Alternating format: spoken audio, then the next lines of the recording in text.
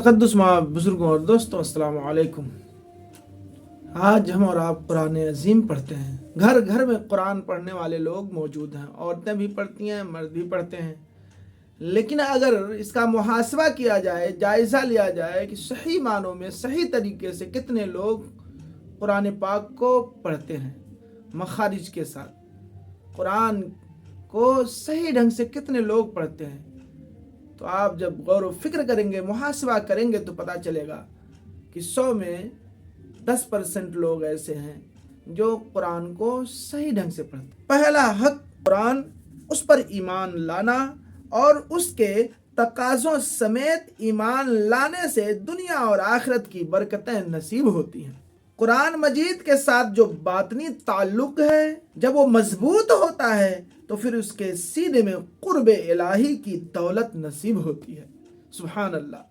دوسرا حق قرآن کا یہ ہے کہ اس کو صحت لفظی کے ساتھ قرآن کو پڑھا جائے، تلاوت کی جائے۔ قرآن مجید کی تلاوت من کے روگ کو مٹا دیتی ہے۔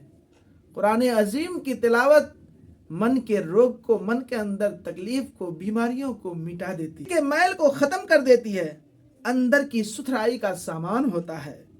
ڈاکٹر اقبال کہتے ہیں، تو ندانی کی سوجے قرات تو ندانی کی سوجے قرات دیگر گوں کی تقدیر عمر راہ، دیگر گوں کی تقدیر عمر راہ۔ میری بہن تو نہیں جانتی، جب تو ہو کے قرآن پڑھے تو عمر کی تقدیر بدلتی ہے۔ میری بہن تو نہیں جانتی کہ جب تو بہن ہو کے قرآن پڑھے تو عمر کی تقدیر بدلتی ہے۔ جب ماں ہو کر قرآن پڑھے تو بیٹا نیزے کے نوک پر قرآن سناتا ہے۔ تو یہ قرآن من میں سویرا اور روشنیاں اتارتا ہے۔ ادھر قرآن پڑھا جا رہا تھا، ادھر عمر کے دل کے میل دھل رہے تھے۔ تو تلاوت من کے روگ کو مٹا دیتی ہے، میل کو دور کر دیتی ہے، اور تلاوت کرنے والا راحتوں کے ایک جہان میں آباد ہوتا ہے۔ قرآن پڑھنے والا، تلاوت کرنے والا راحتوں کے ایک جہان میں آباد ہو جاتا ہے۔ اس لیے میرے حضور نے ارشاد فرمایا، اوت القرآن و یبکو، قرآن پڑھا کرو اور قرآن پڑھتے ہوئے رویا کرو۔ قرآن پڑھا کرو تو قرآن پڑھتے ہوئے رویا کرو۔ فَإِن لَمْ تَبْكُوا وَتَبَاكُوا، حدیث پاک کے الفاظ ہیں، فَإِن لَمْ تَبْكُوا وَتَبَاكُوا، اگر تب بھی رونا نہ آئے تو اپنی تقدیر پر رو، اپنے مقدر پر رو کہ تم اتنے سنگ دل ہو گئے ہو، تم اتنے پتھر دل ہو گئے ہو کہ تمہاری آنکھیں آنسوؤں کا خراج نہیں دیتی۔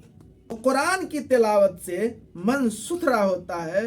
جب تک نہ ہو تیرے دل میں یہ نزول کتاب، جب تک نہ ہو تیرے دل میں یہ نزول کتاب، گراں کشا ہے نہ رازی نہ کشاف۔ میرے عزیز دوستوں اور بزرگوں، قرآن کو اس کے صحت لفظی کے ساتھ ہمیں اور آپ کو پڑھنا چاہیے، اور اللہ پاک ہر ایک کو قرآن کے اس کے صحت لفظی کے ساتھ پڑھنے کی توفیق عطا فرمائے۔